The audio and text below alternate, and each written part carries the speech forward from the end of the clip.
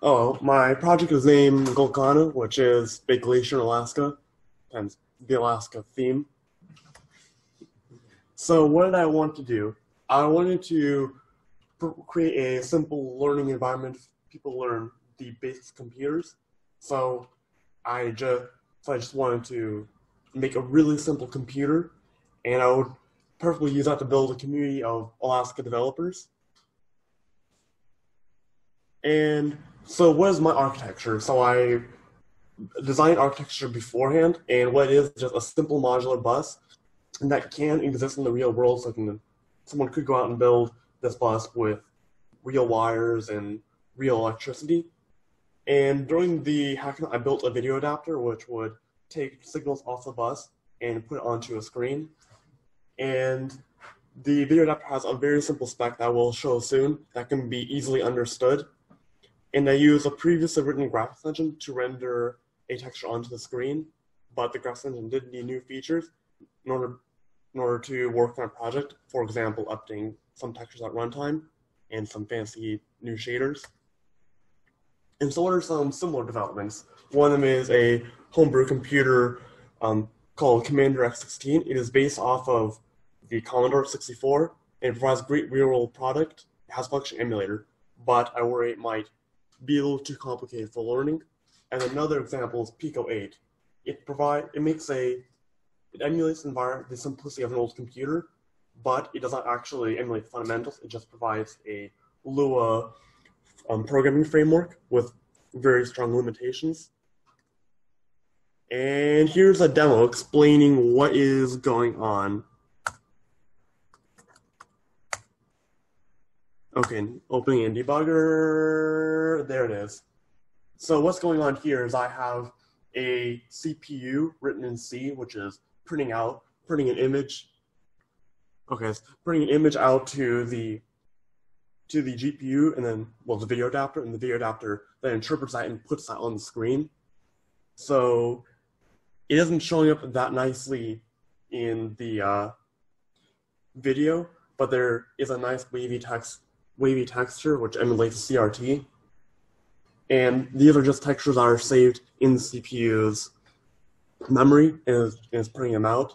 And it's having a nice little slideshow. I can't control the speed of it, but yeah, that's a bear, and then there will be a Charizard any second now. Eventually. Okay, is it gonna happen? I don't know when.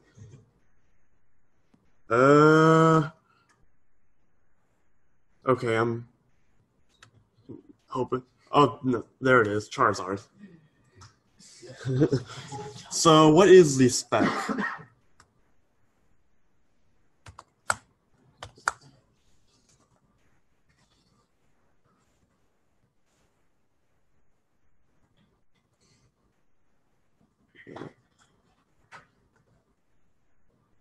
So the spec looks like this. So the GPU has 1 megabyte of RAM inside of it. It has just one mode, a 256 by 256 pixel, 16 color mode, and each pixel is 4 bits long. And so in the process it has 2 cycles. In the first cycle, it reads the position to change from the bus. So first 8 bits is the x coordinate. The second 8 by 8 bits is the y coordinate. That should be by bits. And then the second phase, it reads the color, the first 4 bits, and then the last 12 bits are how long a rectangle to make that color, and that could be used if someone wants to make their graphics faster. So let's say I'm playing a game side scroller, they have a long orange block. And here's the color, all 16 colors right here. And that's the entire spec, which I purposely made to be as easy as possible to program for. In order to give an example, I could show off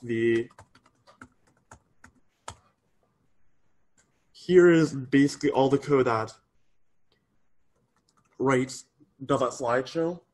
is it just figures out what tickets in and to write to the GPU, and it just has a couple, and these .h files just have the images.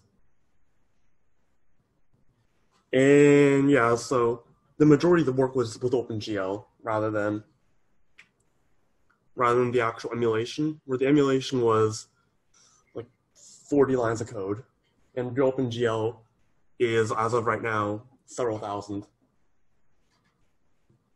Thank you.